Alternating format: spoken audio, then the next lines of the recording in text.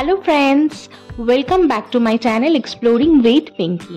মেঘালয়ের আরেকটি ব্লগ আজকে আপনাদের সাথে শেয়ার করব এবং এইটা হলো ক্যাফে চেরাপুঞ্জি নিয়ে ছোট্ট একটি মিনি ব্লগ। মেঘালয় চেরাপুঞ্জি বা শহরের খুবই ফেমাস একটি ক্যাফে হলো ক্যাফে চেরাপুঞ্জি। আর এই হলো ক্যাফে চেরাপুঞ্জির পুরো ক্যাফেটা, এবং ক্যাফেটা কিন্তু খুব একটা বড় নয়, মোটামুটি একটা ক্যাফে ছোট সাইজেরই, কিন্তু চারপাশের পরিবেশটা কিন্তু প্রচণ্ড সুন্দর এবং ন্যাচারাল বিউটিটা কিন্তু অপূর্ব। এই যে সামনের দিকে চলে এসেছি, এই সামনের দিকে এই জায়গাটা হলো ক্যাফে চেরাপুঞ্জির এন্ট্রেন্স। মনসুন সিজনের একদম প্রথম দিকে আমরা যেহেতু মেঘালয় ঘুরতে গেছিলাম, তাই ক্যাফে চেরাপুঞ্জিতে যখন এসে পৌঁছালাম তখন কিন্তু বৃষ্টি অল্পপাত হয়েই চলেছিল।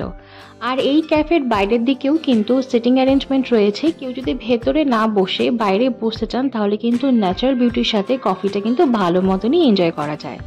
ভেতরে ঢুকে পড়েছি আমরা। এবার ভেতরে ঢুকতে না ঢুকতেই দেখতেই পাচ্ছেন কত সুন্দর রকম ডেকোরেটিভ আইটেম দিয়ে তারা তাদের এই ক্যাফেটিকে সাজিয়েছে।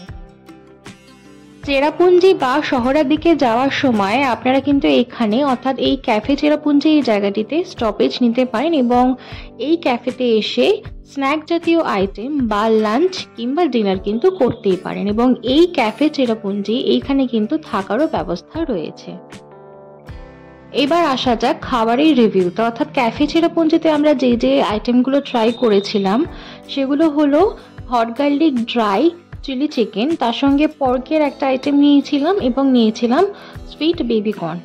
খাবারের ব্যাপারে বলা যেতে পারে যে এই ক্যাফে চেরাপুঞ্জির খাবার কিন্তু অ্যাভারেজ, কিন্তু এদের যে ফিশ ফ্রাই আইটেমটা এটা কিন্তু চমৎকার লেগেছে, এবং আমরা সাথে নিয়েছিলাম সিঙ্গাপুর নুডলস এবং রাইসের দু একটা আইটেম। খাবার কিন্তু বলতে পারি আমি অ্যাভারেজই লেগেছে, কিন্তু অবশ্যই আপনারা যদি মেঘালয়ে আসেন তাহলে ক্যাফে চেরাপুঞ্জি ভিজিট করতে পারেন। ভিডিওটি যদি ভালো লেগে থাকে তাই লাইক, শেয়ার, সাবস্ক্রাইব।